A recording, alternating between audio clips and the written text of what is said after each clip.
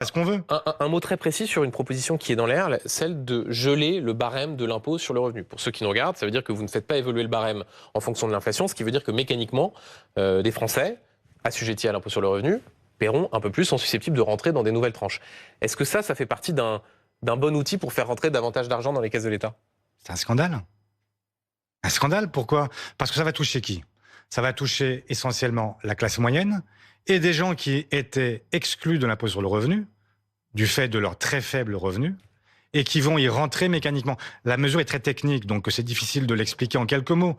Mais la vérité, c'est que des gens qui ont vu simplement leur revenu augmenter du fait de l'inflation vont se retrouver à rentrer dans l'impôt sur le revenu, qui lui-même, le barème ne sera pas réévalué, et donc du coup, ils vont payer des impôts qu'ils ne payaient pas l'année précédente, et ils vont payer davantage. Vous dites ça veut dire que cet outil-là est un scandale. Oui, s'il est je le utilisé. dis, bien sûr, et ça veut dire tout simplement qu'on sera dans une situation où ce qu'on ne fait pas payer aux plus riches, on veut le faire payer à tous les autres. Et c'est là que je vois la manipulation qui peut être organisée. On nous dit, on va faire payer les plus riches. Ouais. On leur prélève, allez, simplement ce qui ne leur fera pas mal.